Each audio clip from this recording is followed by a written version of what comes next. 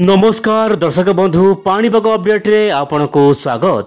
आज हूँ सेप्टेम्बर मास 10 तारिख एवं आगामी 24 घंटा मध्य ओडिशा रे केतक अंचल प्रबल वर्षा हेबो कहीं बंगोपसागर सृष्टि होईची घूर्णिबलय नहीं पारे लघुचाप रूप एवं ओडिशा रे केतक अंचल प्रबल वर्षा नहीं वर्तमान पाणीपाग तरफ अनेक जिला को येलो अलर्ट आपण मोबाइल स्क्रीन देखि पारथिबे। वर्तमान धीरे धीरे ओडिशा को वर्षा बढ़िबा लागिछि एवं जगतसिंहपुर केन्द्रापड़ा सहित केतक अंचल वर्षा बढ़िबा पाग अनुकूल हो पारे।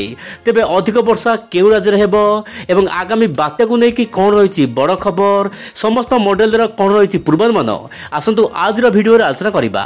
दक्षिण ओडिशा उत्तर आंध्र प्रदेश उपकूल में घूर्णिबलय सृष्टि हो सारी गत 2 दिन है किंतु यह लघुचाप रूप नवा चेष्टा कर आगामी 24 घंटा पर बोली जहाँ विभिन्न मॉडल वायुर चलन माध्यम जना पड़ुछि।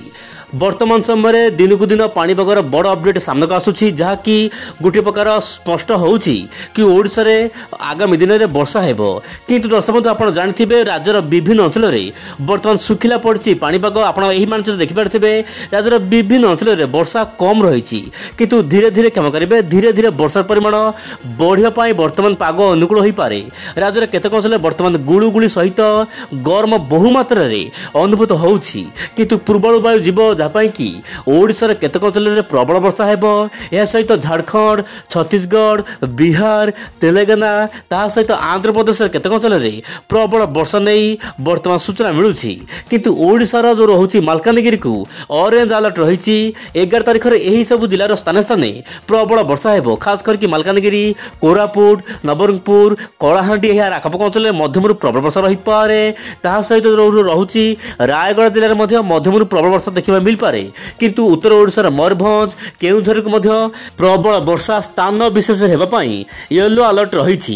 यह व्यतीत नुआपड़ू नहीं कि जगतसिंहपुर नहीं कि आपनकर संबलपुर पर्यंत मध्यम धन वर्षा सहित थंडरस्टॉर्म बा लाइटिंग जो रोचे घड़घड़ी सहित वर्षा हो पारे।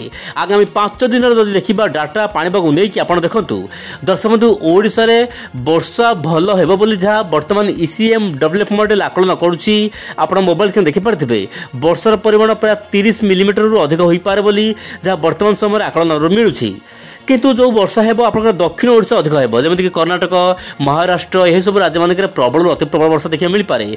ता सहित पश्चिमबंग आखपाख अंचल प्रबल वर्षा देखा मिल पारे आगामी 24 रु 48 घंटा मध्य। तेबे दर्शक बंधु एबे देखिबा साइक्लोन अपडेट। आपण भाबुथिबे सेप्टेम्बर मासरे पुनी साइक्लोन दर्शक बंधु चलित सेप्टेम्बर मास नुहे अक्टोबर मासरे बात्या हेबा पई पाग अनुकूल हेबो बोली जहाँ कि लॉन्ग रेंज फोरकास्ट माध्यम ईसीएम डेवलप मॉडल आकलन जारी करिछि। आपण जो देखुथिबे दक्षिण ओडिशा ता सहित जो रहुची उत्तर आंध्र प्रदेश आखपाख अंचल में साइक्लोन जेनेसिस सृष्टि हेबा पई पाग अनुकूल हेबो जहाँ कि अक्टोबर मासरे किंतु केबे हेबो अक्टोबर मासर केउ तारिख रे हेबो ताहा तो कहबा वर्तमान बड़ मुस्किल किंतु लॉन्ग रेंज बा दीर्घमियादी आकलन आसूची वर्तमान समय कि चलित अक्टोबर मासरे किछिटा हलचल आसीबो समुद्र मध्य जहाँपाई कि दर्शक बंधु ओडिशा प्रति पश्चिमबंग आंध्र प्रदेश तमिलनाडु यही सब राज्य पाई सामान्य विपद रही पारे अक्टोबर मासरे। देखिबार कथा पाणीपाग नहीं कि आउ सब कौन अपडेट आसूची आज।